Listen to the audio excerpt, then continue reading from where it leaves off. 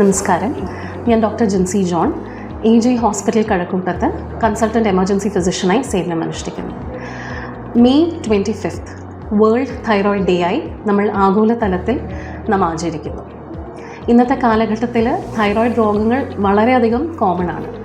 പക്ഷേ ഇതിൽ നമുക്ക് ഏറ്റവും ആശ്ചര്യമുള്ള കാര്യം എന്തെന്നാൽ തൈറോയിഡ് രോഗമുള്ള പേഷ്യൻസിൽ 60% ആൾക്കാർക്കും അവരുടെ രോഗത്തെപ്പറ്റി കൃത്യമായി അറിയില്ല എന്നുള്ളതാണ്.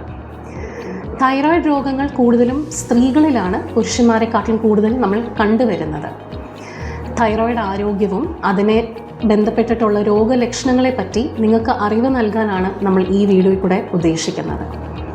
നമ്മുടെ തൈറോയിഡ് ഇതൊരു എൻഡോക്രൈൻ ഗ്രന്ഥിയാണ്. നമ്മുടെ കഴുത്തിൻ്റെ മുൻവശത്ത് ഒരു ബട്ടർഫ്ലൈ ആകൃതിയിൽ അത് സ്ഥിരീകരിച്ചിരിക്കുന്നുണ്ട്.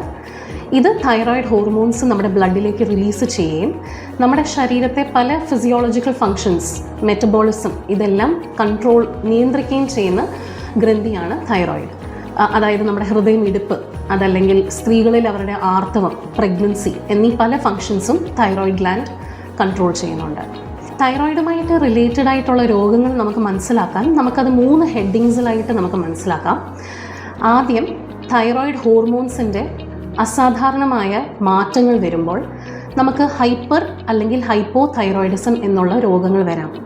നമുക്ക് പ്രധാനമായി 2 തൈറോയിഡ് ഹോർമോൺസ് ആണുള്ളത്. T3 അതല്ലെങ്കിൽ തൈറോണിൻ, T4 അതല്ലെങ്കിൽ തൈറോക്സിൻ. T3 ആൻഡ് T4ൻ്റെ ഈ ഹോർമോൺസിൻ്റെ അളവ് നമ്മുടെ രക്തത്തിൽ വളരെയധികം കൂടുമ്പോൾ ഇതിനെ നമ്മൾ ഹൈപ്പർ തൈറോയിഡിസം എന്ന് വിളിക്കും. മറുവശത്ത് ഈ T3 ആൻഡ് T4 ഹോർമോൺസിൻ്റെ അളവ് നമ്മുടെ ബോഡിയിൽ വളരെയധികം കുറയുമ്പോൾ, അതല്ലെങ്കിൽ നമ്മുടെ ബോഡിയിൽ ഡെഫിഷ്യൻ്റ് ആകുമ്പോൾ ഇതിനെ നമ്മൾ ഹൈപ്പോ തൈറോയിഡിസം എന്നാണ് വിളിക്കുന്നത്. ഇതിൻ്റെ രോഗലക്ഷണങ്ങളും 2 തരം തന്നെയാണ്. മറുവശത്ത് ഹൈപ്പോ തൈറോയിഡിസം ഉള്ള രോഗികളിൽ അവരുടെ മെറ്റബോളിസം വളരെയധികം കുറവായിരിക്കും. അതുകൊണ്ട് തന്നെ അവർക്ക് വെയിറ്റ് ഗെയിൻ, ശരീരഭാരം കൂടുതലായിരിക്കാം. അവർക്ക് ഡിപ്രഷൻ അല്ലെങ്കിൽ ക്ഷീണം അനുഭവപ്പെടാം. സ്ത്രീകളിൽ അവർക്ക് ഇറഗുലർ പീരിയഡ്സ് അനുഭവപ്പെടാം.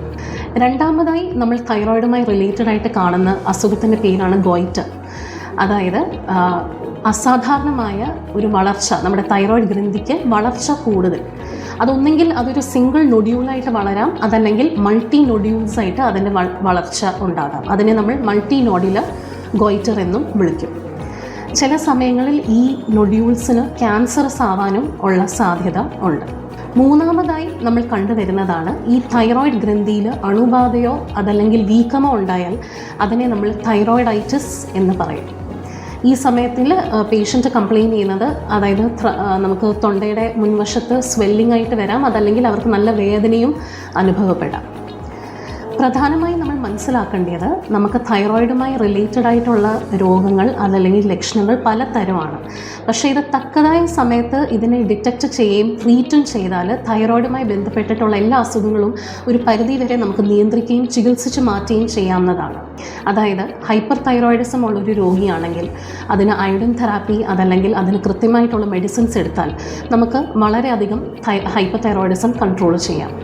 മറുവശത്ത് ഹൈപ്പോ തൈറോയിഡിസം ആണെങ്കിൽ ഈ ഡെഫിഷ്യൻ്റ് ആയിട്ടുള്ള ഹോർമോൺസ് നമ്മൾ സബ്സ്റ്റിറ്റ്യൂട്ട് ചെയ്താൽ, തൈറോക്സിൻ നമ്മൾ സബ്സ്റ്റിറ്റ്യൂട്ട് ചെയ്താൽ, കൃത്യമായ അളവിൽ നമ്മൾ സബ്സ്റ്റിറ്റ്യൂട്ട് ചെയ്ത് പേഷ്യൻറ്റിന് കൊടുത്താൽ അതും വളരെ നല്ല രീതിയിൽ നിയന്ത്രിച്ച് മുന്നോട്ട് നീക്കാവുന്നതാണ്. തൈറോയിഡ് ക്യാൻസേഴ്സ് നമ്മൾ ഡിറ്റക്റ്റ് ചെയ്യാൻ FNAC അതല്ലെങ്കിൽ അൾട്രാസൗണ്ട് പോലത്തെയുള്ള ടെസ്റ്റുകൾ ചെയ്താൽ നമുക്ക് വളരെ നേരത്തെ തന്നെ നമുക്ക് തൈറോയിഡ് ക്യാൻസേഴ്സ് ഡിറ്റക്റ്റ് ചെയ്യാം.